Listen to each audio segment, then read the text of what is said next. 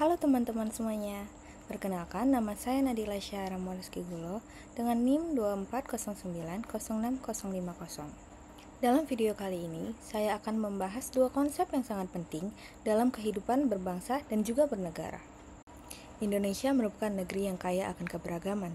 Dari Sabang sampai Merauke, masyarakatnya hidup dalam beragam pandangan hidup, bahasa, dan juga adat istiadat yang berbeda-beda. Namun, ada dua elemen nih yang sangat mempengaruhi perjalanan bangsa kita. Nah, apakah teman-teman semua tahu apa kedua elemen tersebut? Nah, dua elemen tersebut ialah budaya politik dan juga budaya hukum. Pertama-tama, saya akan membahas mengenai apa itu budaya politik. Budaya politik di Indonesia terbentuk dari sejarah panjang perjuangan kemerdekaan dan perjalanan demokrasi yang tak selalu mulus. Dari masa Orde Lama, Orde Baru, hingga reformasi, perjalanan politik di Indonesia terus menghadapi perubahan. Tetapi ada satu hal nih yang tetap, yaitu bagaimana politik dipengaruhi oleh kepentingan rakyat dan bagaimana rakyat berperan aktif dalam menentukan arah bangsa. Nah, definisi dari budaya politik itu sendiri merujuk pada sikap, nilai, keyakinan, dan juga perilaku masyarakat terhadap sistem politik, pemerintahan, dan juga peran individu dalam terjadinya proses politik.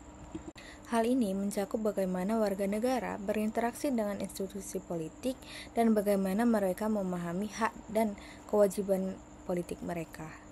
Di setiap pemilu, kita bisa melihat nih bagaimana rakyat Indonesia menunjukkan eksistensinya dalam kegiatan politik.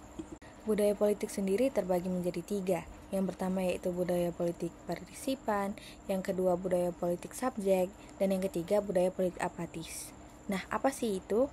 Budaya politik partisipan adalah ketika masyarakat ikut aktif dalam proses politik, seperti memilih dalam pemilu dan juga berdiskusi tentang kebijakan publik. Sedangkan budaya politik subjek itu dimana ketika warga negaranya itu lebih pasif dan menerima kebijakan dari pemerintah tanpa banyak ikut terlibat. Sementara itu, budaya politik apatis menunjukkan ketidakpedulian terhadap urusan politik dan juga pemerintahan. Selanjutnya, kita akan membahas mengenai apa itu budaya hukum. Budaya hukum di Indonesia berakar pada semangat keadilan yang tertuang dalam Pancasila.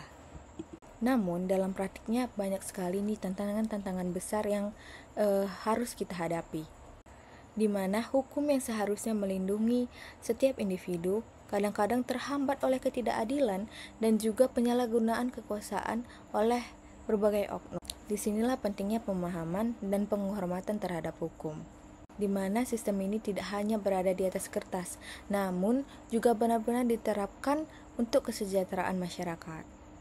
Budaya hukum yang baik tidak hanya berasal dari institusi negara, namun juga dari kesadaran masyarakat itu sendiri. Ketika masyarakat paham akan hak dan juga kewajiban mereka, maka hukum akan menjadi alat yang efektif dalam menciptakan tatanan sosial yang adil. Inilah yang perlu terus dibangun, agar budaya hukum kita dapat tumbuh seiring dengan perkembangan budaya politik kita. Generasi muda Indonesia memegang kunci penting untuk masa depan budaya politik dan juga budaya hukum. Mereka adalah penggerak perubahan yang bukan hanya berjuang di dunia politik, namun juga menuntut agar hukum dijalankan merata serta adil. Untuk itu, baik pendidikan politik maupun pendidikan hukum yang baik harus terus diperkuat. Budaya politik dan juga budaya hukum merupakan dua pilar yang saling melengkapi. Keduanya membentuk wajah Indonesia, memastikan bahwa negara kita ini menjadi tempat yang adil, demokratis, dan juga penuh harapan bagi semua warganya. Sehingga Indonesia bisa terus maju dengan politik yang bersih dan hukum yang tegak, demi masa depan yang lebih baik ke depannya. Karena pada akhirnya kita semua adalah bagian dari perjalanan ini. Jangan lupa untuk terus belajar dan berpartisipasi aktif dalam politik, serta menghormati hukum di negara kita. Terima kasih sudah menonton, sampai jumpa.